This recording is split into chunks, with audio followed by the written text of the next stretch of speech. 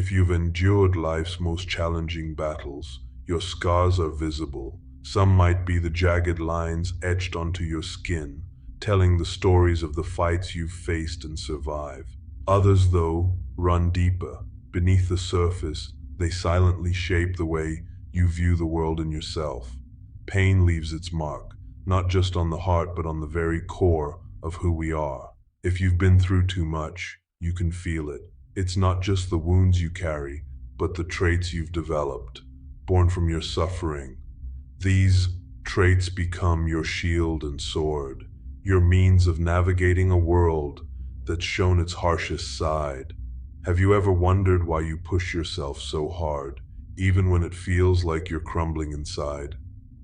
Why you take everything on by yourself, even when help is offered? Why the pursuit of perfection feels like a necessity for your peace? Or why your emotions are like treasures locked away from the world? Perhaps it's because you've suffered in a way that's shaped you to be hyper-aware of what goes wrong. You learn to control, protect, and hide. These are not mere quirks. They are the fingerprints of your past, the battle scars that have remained. This is not about labeling yourself as broken, but about recognizing that life's hardships have forged you into something stronger, resilient yet tender, cautious yet daring. Let's dive deeper into these 5 traits of the battle-tested soul, those who've weathered storms that many couldn't even imagine. And in doing so, perhaps you'll find pieces of yourself, of your journey, and realize that even in pain, there is beauty to be uncovered. Number 1, heightened empathy, the burden of understanding. There's something remarkable about those who have endured. They carry a heart that beats in tune with the pain of others. It's not that they are cold or indifferent. In fact, they feel everything with an intensity that few can comprehend. Their empathy is a gift, but it's also a heavy burden. Imagine walking through a crowded room and feeling not the noise, but the silent, unspoken pain of every individual around you. They can read the smallest signs, the way someone's eyes flicker with sorrow, or how a smile doesn't quite reach their eyes. Empathy can be draining. It's the person who stays late at work because they sense someone else's struggle, or who lends money they don't have because they've been in the depths of desperation themselves. Yet who heals the healer? This heightened empathy is a silent vow. I will never let anyone feel as alone as I once did. It's a response to their own isolation, their own pain. But the truth is, this constant giving takes its toll.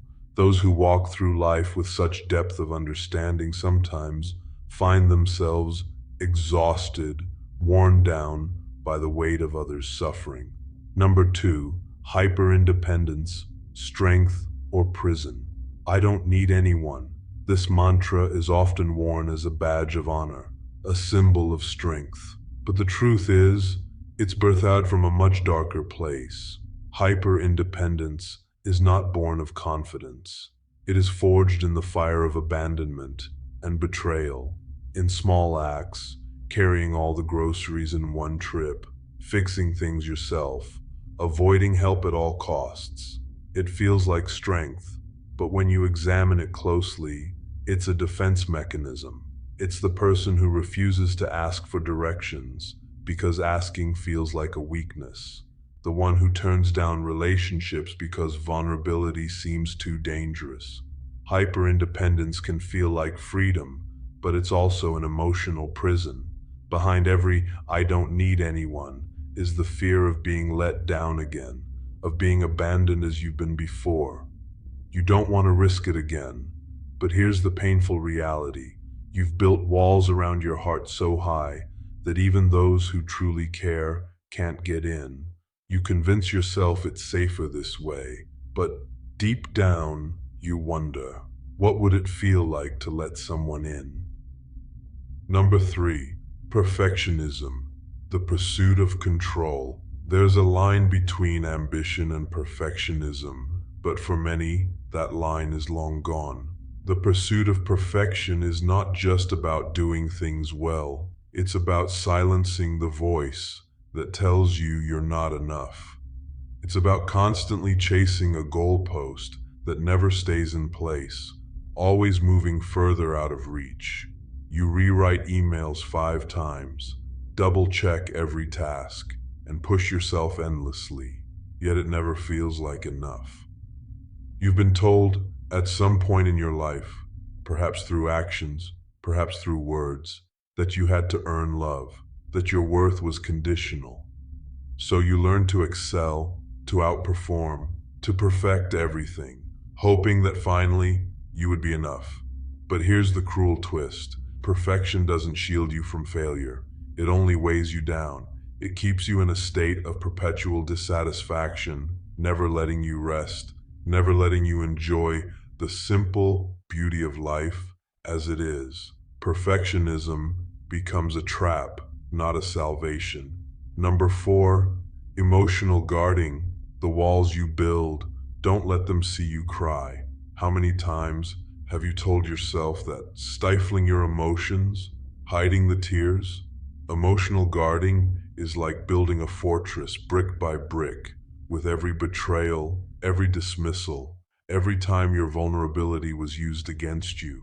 You've learned to smile through the pain, to say, "I'm fine," even when you're breaking inside. It's safer to be the one who listens than the one who shares, isn't it? Because sharing means opening up, and opening up means risking hurt once again. But walls are a double-edged sword. Yes, they keep the pain out, but they also keep love out. In hiding your true self, you not only protect yourself from heartache, but you prevent connection. The walls you've built are your defense, but they are also your isolation. Number 5, the desire for control. Anchoring in chaos. Control is your anchor. In a world full of uncertainty, you double-check every lock, every schedule, every detail. Control is what keeps you safe, what keeps the chaos from swallowing you whole. But control is an illusion. It provides comfort in the short term, but it also becomes a cage. You micromanage, avoid risks, and fear spontaneity. Why? Because letting go means trusting that everything won't fall apart. But here's the truth.